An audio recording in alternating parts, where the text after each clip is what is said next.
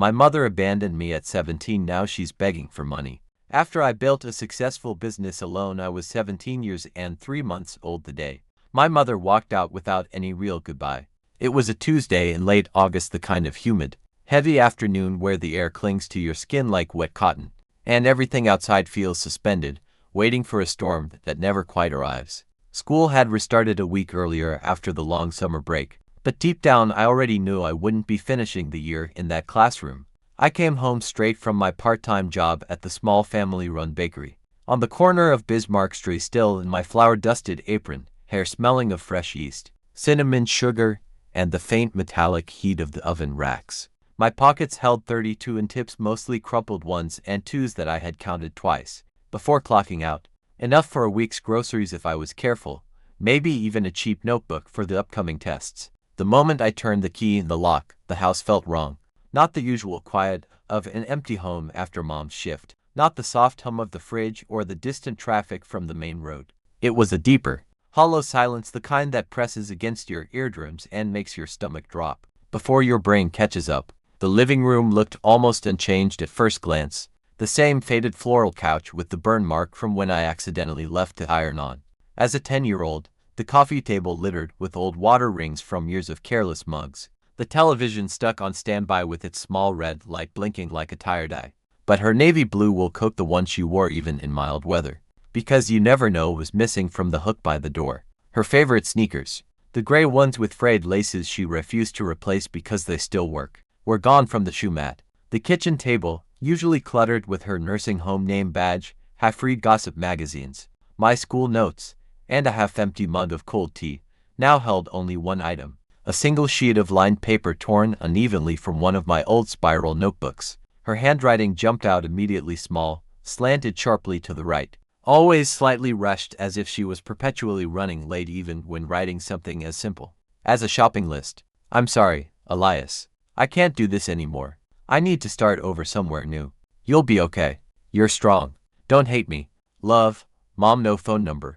No forwarding address. No mention of where the rent money was coming from next month. No explanation beyond those 5 short, devastating sentences. No apology for leaving a minor child alone with bills, school, and a future that suddenly looked like a black hole. I stood frozen in the doorway, holding the note for what felt like hours. My arm went numb. The paper began to tremble in my fingers. My backpack slid off my shoulder and hit the floor with a dull thud. I didn't move to pick it up. We had never been rich, far from it, but we had always been a team. Just the two of us against everything since my father walked out when I was 4. He left behind a vague story about needing space to find himself. That quickly turned into 12 years of sporadic child support payments, only when the courts chased him, birthday cards with a single 20 bill tucked inside, and promises to visit soon that never once materialized. Mom never spoke badly of him in front of me, at least not openly, but I saw the exhaustion etched into her face every time another empty envelope arrived. Instead of the money we desperately needed for rent, electricity, or food. She worked double shifts at the local nursing home, came home at midnight smelling of disinfectant, talcum powder, and bone-deep fatigue. Still, she always found time to make me pancakes on Sundays, even if the batter was sometimes stretched from yesterday's leftovers, help with math homework when her own eyes were closing from lack of sleep, and tell me every single day that I was the best thing that ever happened to her. We were always one unexpected bill away from disaster, but we were scraping by together. I worked every weekend and most afternoons at the bakery to help with groceries, utilities, and the occasional school trip fee. I thought we were making it work, slowly, painfully, but together. Then she started dating Carl. Carl was 48, 10 years older than Mom, with the kind of salesman smile that never quite reached his eyes, and a black BMW 3 Series that looked completely out of place in our modest row house neighborhood. He had a job in business development that seemed to involve endless long lunches, golf outings, and vague networking trips he never explained in detail.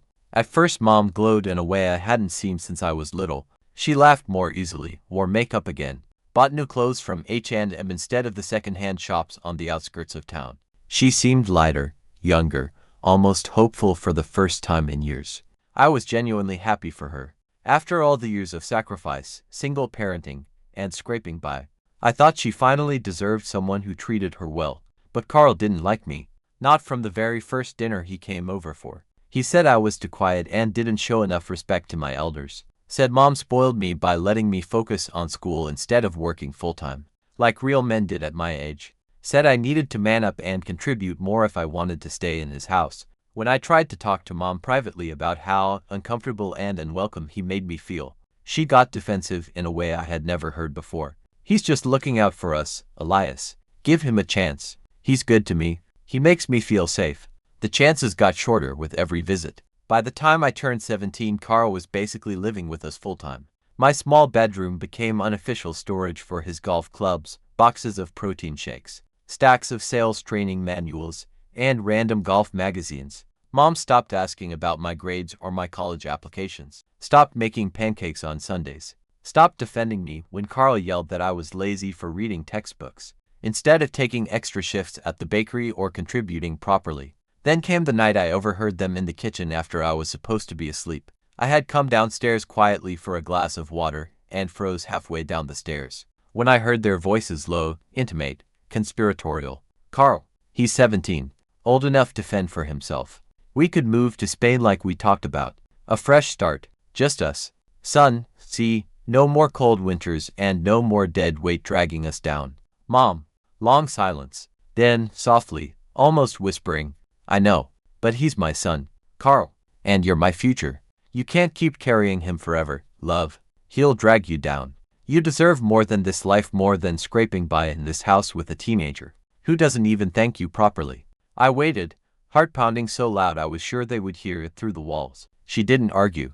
She didn't say no. She just sighed, the same tired, defeated sigh she used when the bills were late or the washing machine broke again, and said, You're right. I need to think about myself for once. 3 weeks later she was gone. I didn't cry that first night. I was too shocked, too angry, too busy figuring out immediate survival.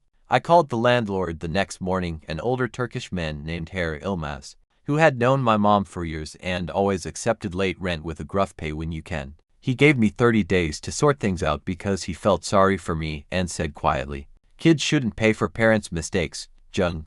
I sold everything that wasn't nailed down or essential for survival. Her clothes, the television, the microwave, the dining chairs, even the couch Carl had once called hideous. I kept my single bed until the last week when it sold too, my few clothes, my laptop for school applications and job searches, and the old Canon camera my father had left behind when he disappeared, the one thing of his I never sold, even when I was desperate. I slept on the floor the final week, wrapped in a thin sleeping bag, listening to the house creak and settle like it was grieving too. I dropped out of school 2 months into the semester. No point pretending I could focus on exams when I didn't know where I would sleep next month, or how I would eat. I got a second job nights at a 24-hour gas station on the edge of town, mopping floors, stocking shelves, dealing with drunk customers at 3 a.m. Days at the bakery. I rented the cheapest room I could find, a damp basement in a shared student house near the train station. The ceiling leaked when it rained hard. I shared a bathroom with 5 other people who partied until 4 a.m. The mattress smelled like old cigarettes and regret, but it was mine. $320 a month, including utilities, the best I could afford. I ate instant noodles, day-old bread from work. Whatever bruised vegetables were discounted at little after 8 p.m. I showered at the public swimming pool when I could scrape together the 3 entry fee, and every single night, lying on that lumpy mattress listening to the muffled bass from upstairs, I repeated the same promise to myself over and over. She left because she thought I couldn't make it without her. I'm going to make it so big, so undeniable, so successful, that she will regret ever doubting me, regret it for the rest of her life. I didn't know yet what making it would look like. I didn't know it would involve building an online business from nothing, learning code at night, selling digital products, scaling to 6 figures alone. But I knew one thing with absolute, burning certainty. It wouldn't include her. The first year after Mom disappeared was pure, unrelenting survival reduced to the most basic, brutal arithmetic where every single euro had to stretch further than it reasonably could. Every hour had to earn something, and every decision had to be calculated to keep me one step ahead of eviction, hunger, or complete collapse. I worked 7,085 hours a week across the 2 jobs without exception, mornings and full weekends at the bakery, arriving at 4:15 a.m. to help the owner unlock, kneading endless dough in the still dark kitchen, pulling heavy trays from ovens that felt like opening furnace doors, smiling through exhaustion at the early morning regulars who wanted their birchin exactly the way they always had them. Nights and graveyard shifts at the 24-hour gas station on the industrial outskirts. Mopping floors sticky with spilled Monster Energy and cigarette ash, restocking shelves of condoms, chewing gum, and lottery tickets. Dealing with drunk customers who wanted to fight over to change or cry about their exes at 3:47 a.m.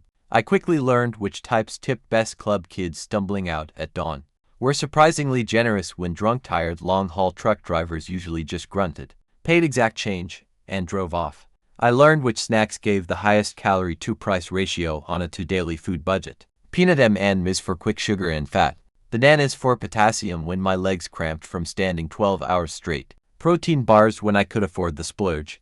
I learned how to force myself into fragmented 34-hour sleep blocks between shifts without completely losing my grip. Earplugs jammed in, cheap eye mask from DM.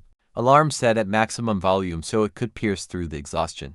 The basement room was grim, damp, and barely habitable, but it was shelter, and that was all that mattered. Black mold crept up the north wall every winter when the ancient heating system failed, 4 days at a time. I taped thick black garbage bags over the small, high window to block the icy drafts and the occasional stares from people walking past at street level. The shared kitchen upstairs was a permanent war zone of crusted pots, overflowing trash bins, and passive-aggressive notes taped to the fridge door who finished my milk and didn't replace it. Name and shame. I cooked once a week in bulk on Sunday afternoons, giant pots of lentils with onions, garlic, and the cheapest frozen mixed vegetables from Lidl, plain rice boiled in bulk, sometimes carrots or potatoes when they were on deep discount. I portioned everything into old yogurt containers and ate it cold straight from the fridge for days. I weighed 68 kilograms at 1.84 meters tall. My ribs were clearly visible when I took my shirt off to shower. My cheekbones looked sharp enough to cut paper.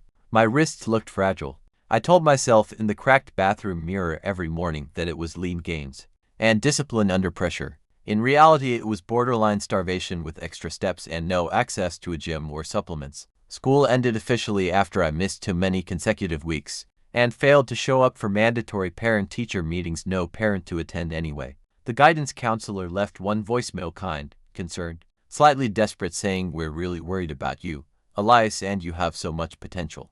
Please come in so we can help." I never called back. Potential doesn't pay rent, buy groceries, or keep the lights on. I deleted the message, blocked the school's number, and focused on the only thing that mattered, not ending up homeless. But I still had one small, stubborn anchor left from the old life. The old Canon camera my father had abandoned when he left us. It was a 2010 model, body scratched from years of neglect, LCD screen cracked in one corner. Lens a bit foggy, but it still took decent photos when you knew its quirks and worked around them. I started carrying it everywhere like a talisman or a shield. On the rare days off, maybe one every 2 weeks if the schedules aligned, I wandered Hamburg at dawn. Empty U-Bahn stations glowing under cold fluorescent lights. The Elbe at low tide with container ships like silent giants in the mist, wet cobblestones and street poly-reflecting neon signs from bars that never closed. Abandoned industrial yards on the outskirts where graffiti artists worked under floodlights at night. I posted the photos on a new Instagram account, at Elias Slicked. No selfies, no personal details in the bio at first. Just images and the occasional short caption.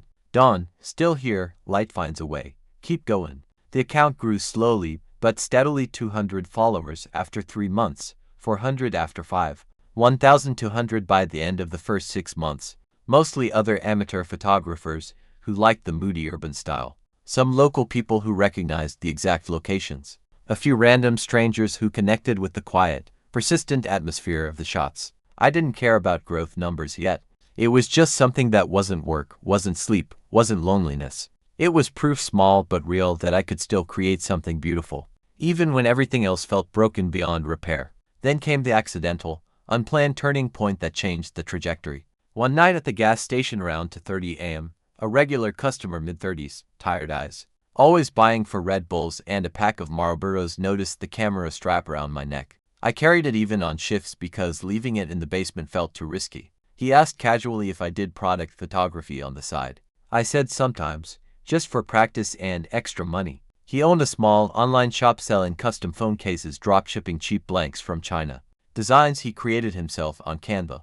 Business was decent, but his product photos were terrible blurry iPhone shots. On plain white printer paper, harsh overhead shadows, bad composition that made everything look cheap. He offered 80 cash for a batch of 20 clean product shots. Good lighting, multiple angles. White background that made the cases look premium instead of obvious AliExpress knockoffs. I said yes without hesitation. I borrowed a white bedsheet from a housemate upstairs, pinned it to the basement wall as a makeshift seamless backdrop, set up 2 cheap desk lamps from IKEA 9 each on sale, balanced the Canon on a stack of old textbooks for stability since I didn't have a tripod yet, shot for 4 straight hours after my shift ended at 6 a.m., testing exposures, adjusting angles, wiping sweat from my forehead with my sleeve, cursing when the lamps overheated and flickered, edited the raw files on my cracked laptop using free GIMP software until 11 a.m., eyes burning from the screen glare, delivered the zip file via web transfer the next evening. He paid cash on the spot, added 20 tip without me asking, and said with genuine surprise, "These are night and day better than what I had. Can you do another batch next week? Maybe 30 this time. I'll pay 120. That 100 felt like winning the lottery, more money than I sometimes made in 3 graveyard shifts. Word spread slowly but steadily through his small network of Etsy sellers, local online entrepreneurs, and other dropshippers in Hamburg. I started taking more gigs. Custom phone cases, handmade jewelry from a girl in Amstel who sold on Dewanda. Menu photos for a vegan cough in Sternchans that wanted better Instagram content. Portfolio shots for a tattoo artist who needed cleaner lighting on his intricate line work. I charged 80,150 per session depending on complexity, number of final images, and turnaround time. I bought a second-hand light box on eBay Kleinanzeigen for 35, and a cheap collapsible reflector for 12. I learned Lightroom from free YouTube tutorials, pirated version at first, because I couldn't afford the subscription, then saved for months to buy the real one legally. I taught myself composition rules, basic retouching techniques, color grading, how to make cheap products look expensive and aspirational. By month 8 I was making 600,900 extra per month on top of my 2 jobs. Still barely enough to live comfortably, but it was real breathing room. I could buy fresh fruit again instead of only frozen. I could pay bills on time instead of begging for extensions or paying late fees. I could afford a 5 coffee once a week as a treat. I quit the gas station after 11 months. The night shifts had carved permanent dark circles under my eyes and made my hands shake from constant caffeine and adrenaline. I kept the bakery job for the steady paycheck, health insurance, and the familiar routine. I poured every remaining free hour into photography, editing, client communication, and learning more digital skills. Instagram grew faster now, 8,000 followers by the end of year 1. People liked the clean, moody aesthetic, high contrast, desaturated tones, golden hour light on urban textures, subtle vignettes. A few small brands reached out offering free product in exchange for posts. I said yes to build my portfolio and credibility. Then came the first real paid collaboration. A German streetwear brand sent me 3 hoodies and paid $250 for 3 feed posts. I shot them in abandoned industrial areas around Hamburg. Raw concrete walls, broken windows, graffiti in the background. Golden hour light turning everything warm and cinematic. The posts performed well for their size. They ordered more for 100 next time, then 700 for a full capsule collection. I started selling digital products on the side to diversify income. Lightroom presets, Hamburg mood, moody blues, warm highlights, subtle film emulation, phone case mock-up templates for other sellers, stock photo packs of urban textures and backgrounds for designers. First month, 47 in sales. Second month, 320. Third month, 1,100 as word spread in small creator groups and Facebook seller communities. I moved out of the basement into a small studio apartment in Altona, 680 rent, own bathroom, tiny kitchenette, one big window that let in real daylight instead of the dim street lamp glow. It felt like unimaginable luxury. I bought a proper desk from IKEA, a second monitor for editing, and a used office chair that didn't make my back scream after 8 hours hunched over the laptop. Every night, no matter how exhausted, I repeated the promise to myself before sleep: quieter now, but more certain. She left because she thought I was too weak to survive without her. I'm getting stronger every single day, and one day, whether she wants to see it or not, she'll have to witness exactly how strong I've become. By age 22 I had finally quit the bakery job early for a.m. starts that once felt like necessary discipline had become chains I no longer needed to wear. Photography gigs and digital product sales were now bringing in 45,007,000 per month consistently, sometimes more during launch weeks. I had built a small but reliable client base. Etsy sellers needing clean product shots for their handmade jewelry or custom stickers. Small German fashion brands wanting lookbooks and flat lay photography. Local restaurants and cafes upgrading their Instagram feeds with professional food and interior images. I no longer accepted every lowball offer that came in. I raised my rates gradually to 250,500 per session depending on complexity, number of final images, usage rights, and turnaround time. I learned the power and the relief of saying no without guilt or second guessing. Instagram reached 22,000 followers by the end of that year. The account was still mostly moody urban photography, high-contrast shots of Hamburg's industrial edges, golden hour reflections on the Elbe, quiet street corners at dawn, but I started adding more behind-the-scenes stories. Quick 15-second clips showing how I lit a product with 2 cheap desk lamps and a white bedsheet. Before and after editing comparisons, client feedback screenshots with permission. People responded strongly. Comments shifted from simple beautiful shot to practical questions. How do you get that lighting on a budget? What preset is that? Can you teach this? I realized there was demand. Beyond pretty pictures there was hunger for knowledge. From people just starting out, the same way I had been hungry for it in the basement days. I launched my first proper online course in spring. Product photography on a budget from smartphone to pro look. Filmed entirely in my small Altona studio apartment using the Canon and my phone as secondary angles. Edited in DaVinci Resolve free version at first, then upgraded. I taught everything I had learned the hard way. Lighting with household items, composition tricks for small spaces, editing workflows on free or low-cost software, how to make cheap products look premium. Priced at $97. I promoted it only through Instagram stories, posts, and a small email list I had built slowly from client inquiries and giveaway entries. First launch, 412 students in the initial 72-hour window, 40,000 gross revenue after platform fees and taxes. I reinvested almost all of it immediately. Upgraded to a used Sony A7E body 1200, a proper Godox lighting kit 450, a standing desk to save my back, noise-canceling headphones so I could edit without hearing the street noise or neighbors. I started a second, more passive income stream. Custom preset packs and mock-up bundles sold on Gumroad and my own site. Urban Mood Pack Moody Blues, warm highlights. Subtle film emulation sold 1,800 copies in the first year at $27 each. Product mock-up mega bundle phone cases, t-shirts, tote bags, posters became a bestseller at $47. I added affiliate partnerships. Amazon links for cameras and lenses, referral codes for Lightroom and Capture One. Every small stream added up. At 23, revenue crossed 10,000 per month consistently for the first time.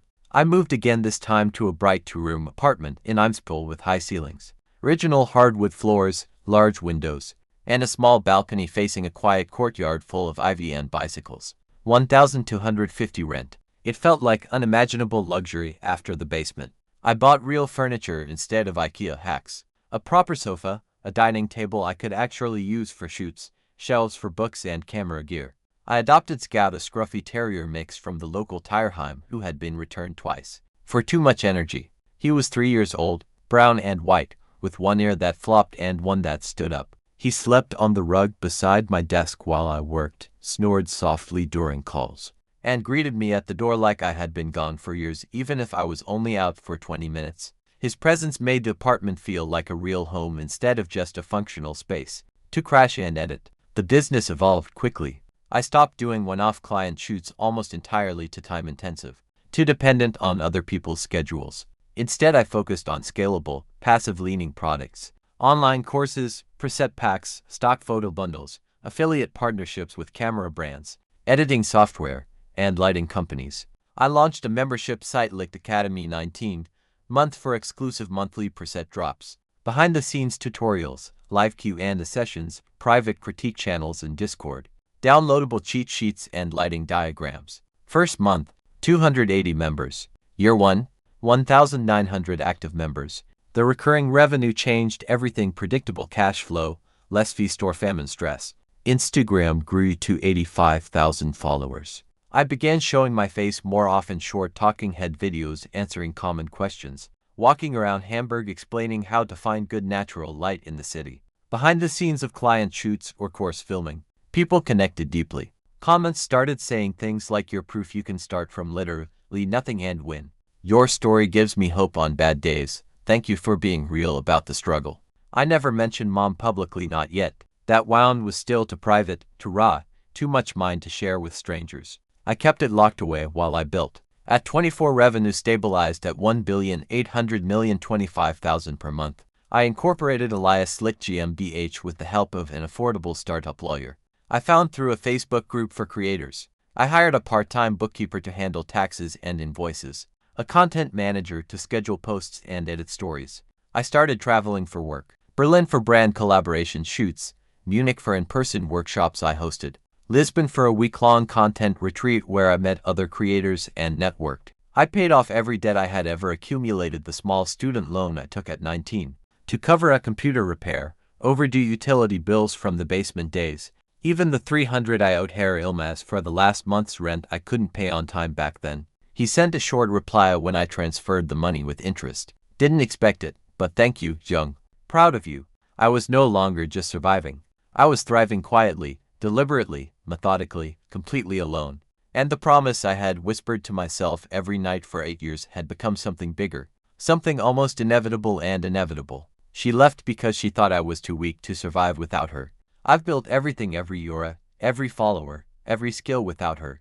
One day, whether she wants to know about it or not, whether she believes it or not, she'll have to face exactly how much I've succeeded, without ever needing her again. That day came sooner than I ever imagined. It was a Thursday in October, 2 weeks after my 25th birthday, which I celebrated quietly alone with Scout, a 12th bottle of good red wine, and a long walk along the harbor. I was editing a final batch of client photos in my home office, Scout snoring softly on the rug beside my chair when the email arrived. Subject line: "From your mother, please read this, Elias." The sender: an unfamiliar Gmail address with her maiden name attached, the one she had before she married my father. I almost deleted it as spam or phishing, but the preview snippet in the inbox caught my eye. "Elias, it's Mom. I saw your name online and your photos." My stomach dropped the way it had the day I found her note, 8 years earlier. I opened it. "Elias, my sweet boy, I don't know if this email will even reach you. I don't blame you if you delete it without reading. I've spent years trying to find the courage to contact you, and every time I failed because of shame. I left because I was scared, broken, selfish, and thought stupidly that you would be better off without me dragging you down with my mistakes. I was so wrong, so terribly wrong. I followed your journey from afar when I could. I saw your Instagram a few years ago by accident. Someone shared a photo tagged with your name. Then I started searching. The photos, the courses, the business you've built all alone. I'm so proud of you, Elias. Prouder than words can ever express. You did what I never had the strength to do. I'm not well now. Carl left me 2 years ago, took most of our savings and disappeared. I'm living in a small rented apartment in Blaka. I work part-time in a cough, but the pay is nothing. I have serious health problems, heart arrhythmia, diabetes complications from years of stress and bad eating, high blood pressure. Medical bills are piling up faster than I can pay them.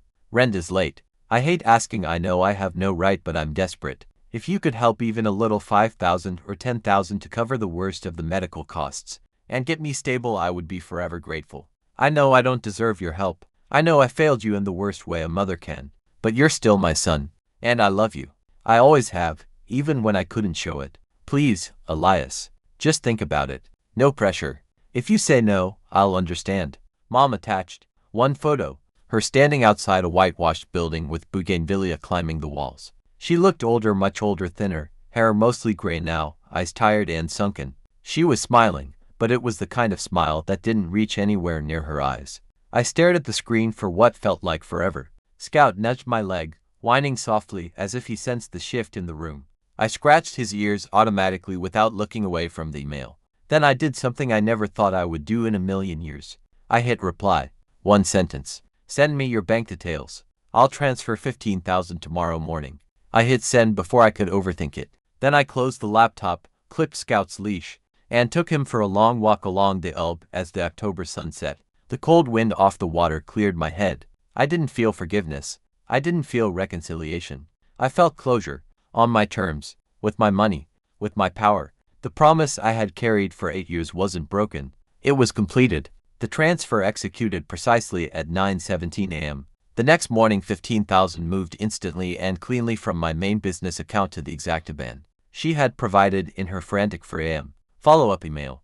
I deliberately chose Wise for the transaction. Lightning fast processing, minimal fees, complete traceability with digital receipts, and a permanent record in case any future questions ever arose. In the optional reference field I typed only one short, unambiguous line.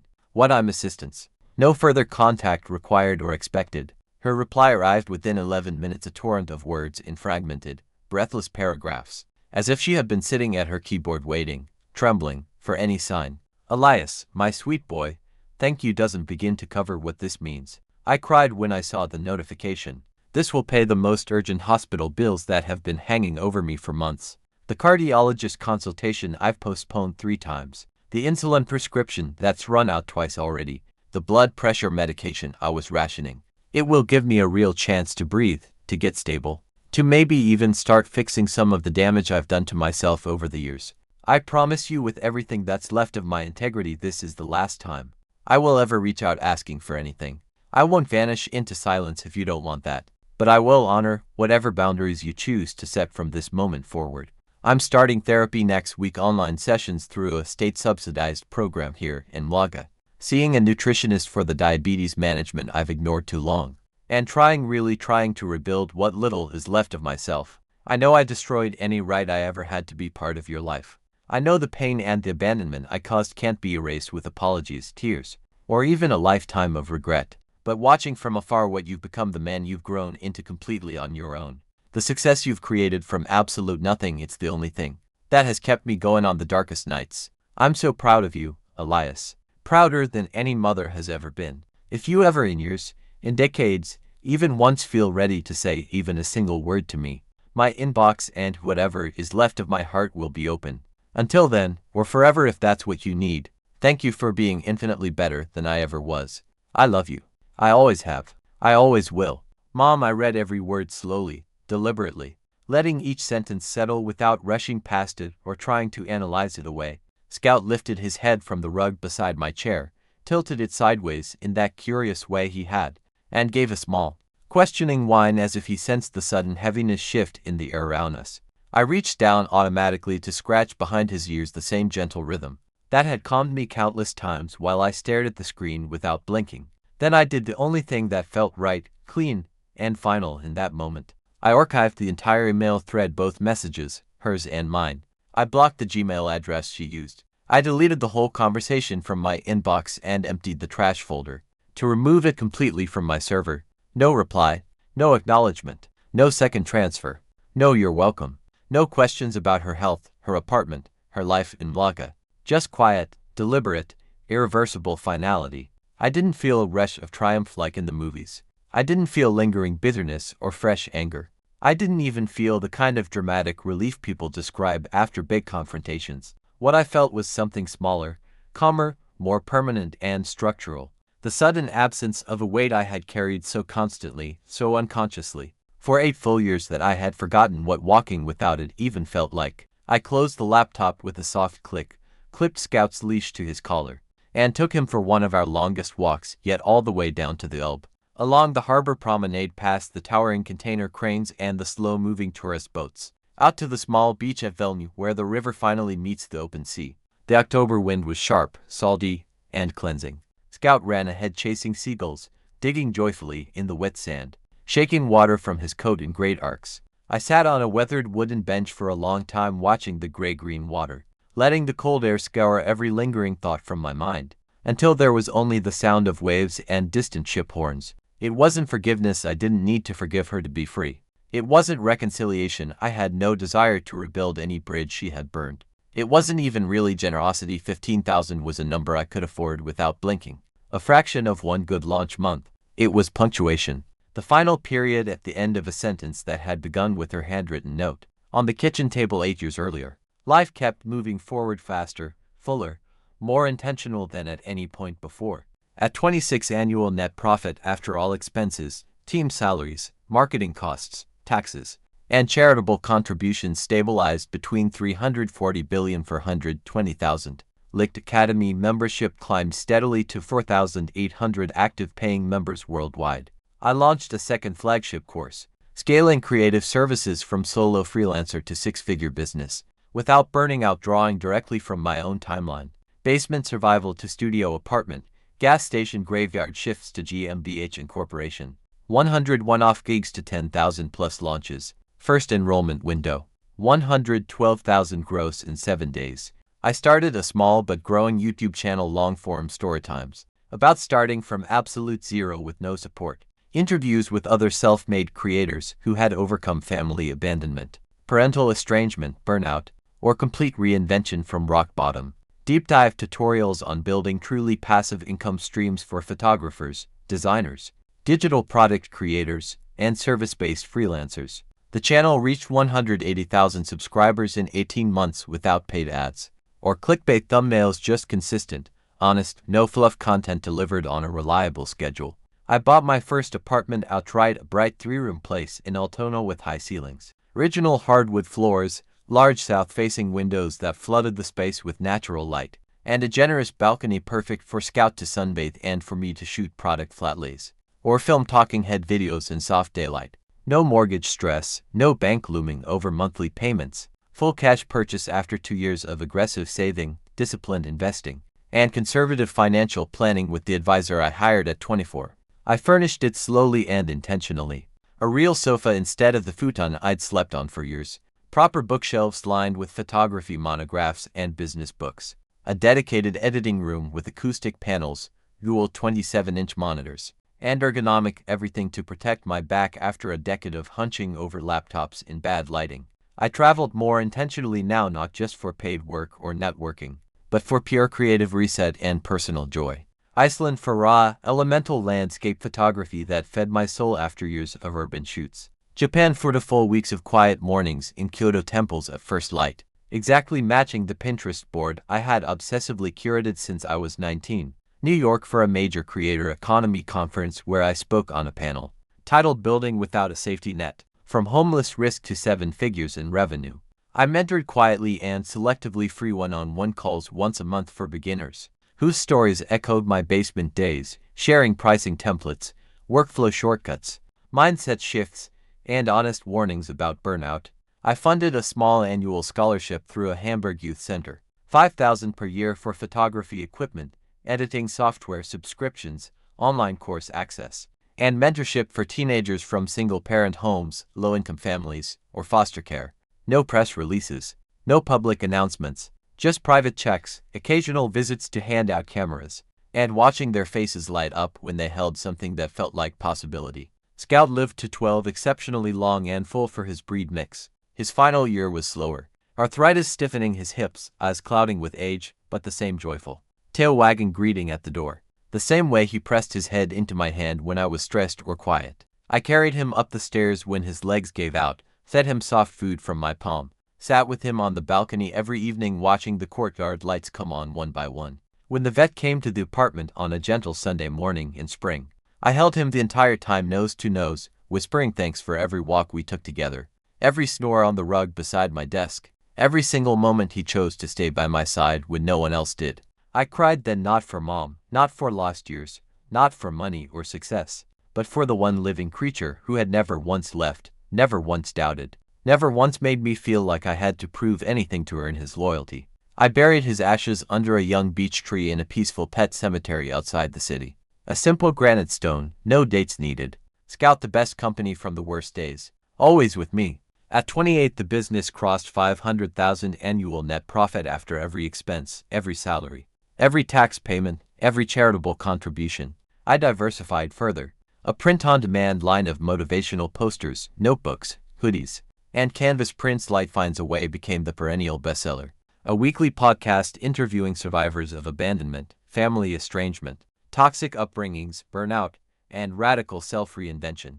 I invested conservatively but consistently. Broad market index funds, real estate crowdfunding in stable German cities, a minority stake in a local creative co-working space that offered free workshops, and equipment access for teenagers from difficult backgrounds. I never married, never felt the deep pull toward traditional partnership or family building in the conventional sense. Relationships came and went, kind, interesting.